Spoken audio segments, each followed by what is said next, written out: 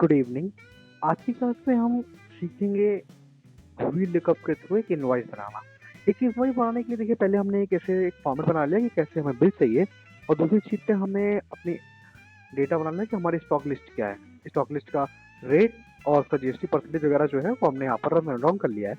फिर यहाँ पर आते हैं डेटा एंटर कराने के लिए। सबसे पहले हमें डेट ऑफ बिलिंग कराना है। डेट ऑफ बिलिंग के लिए हम कंट्रोल के साथ कॉलन प्रेस करते हैं तो इससे हमारा डेटा आता है। टाइम के लिए आप कंट्रोल सिर्फ कॉलन का यूज कीजिएगा, इससे हमारा जो करंट टाइम हो रहा होगा वो टाइम यहाँ पर लिख करके आ जाएगा।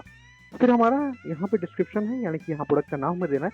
प्रोडक्ट के नाम के लिए हम फॉर्मूला लगाएंगे equal to if error bracket on then use लीजिएगा VLOOKUP। देन आपका प्रोडक्ट कोड का सिलेक्शन कॉमा आपका जो डेटा है उस डेटा का आप सिलेक्शन कर लीजिए, कॉमा लगाइए। ये हमारा दूसरा कॉलम है तो 2,0 का हम यूज कर लेते हैं। ब्रैकेट ऑफ कीजिएगा, comma invert comma space invert comma close bracket close and enter. देखिए इससे इस तरह लगाने से क्या होता है कि जो हमारा फॉर्मूला है वो यहाँ पे भी विजिबल नहीं होता है। अगर हमारी एंटिटी सामने वाला यानी कि प्रोडक्ट को आईडी हमारे जो है वो अगर ब्लैंक होती है तो यहाँ पर भी डेटा ब्लैंक आता है। और जब हम यहाँ पर एंटिटीज एंटर करते हैं, लाइक हमें एंटर किया 12005, यहाँ पे देखिए डिस्क्रिप्शन हमारा लिख के आ गया।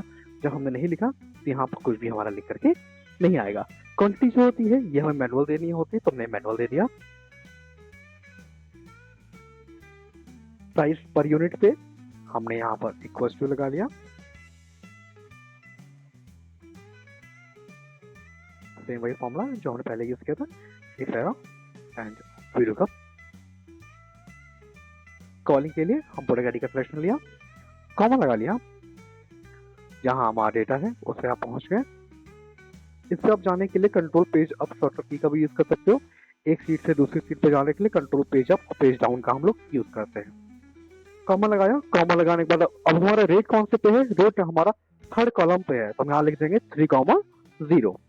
ब्रैकेट ऑफ कर दीजिएगा, एंटर। हमारा ब्लैंक चाहिए तो ब्लैंक के लिए आगे थोड़ा सा comma invert comma space invert comma close and bracket close. फिर आपका जीएसटी रेट सेम वही फॉर्मूला जो हमने पहले दे के रखा हुआ है, इफ एरर और VLOOKUP का।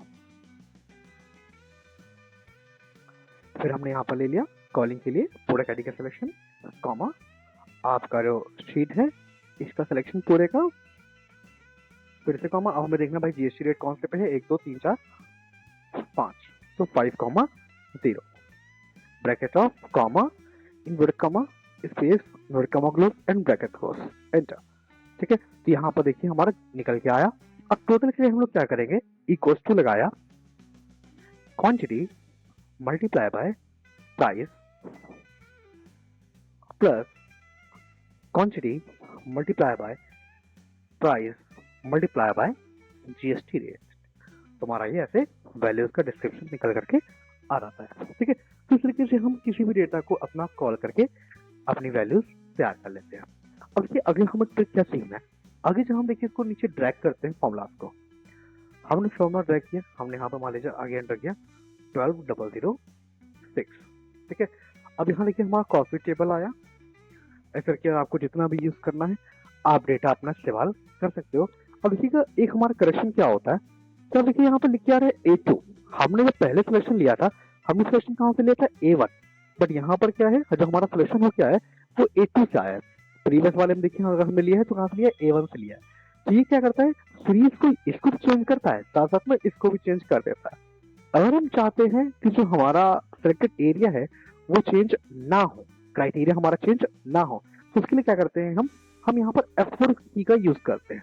F4 क्या करता है, F4 हमारी सेल्स को लॉक कर देता है। लॉक करने से अब जब इसको आप आगे कॉपी पेस्ट करोगे, जब भी इसको आप ड्रैग करोगे तो ये हमारे चेंज नहीं होंगे, ये हमेशा हर एक सीट पे हमारे कांस्टेंट बने रहेंगे। ठीक है, ओके।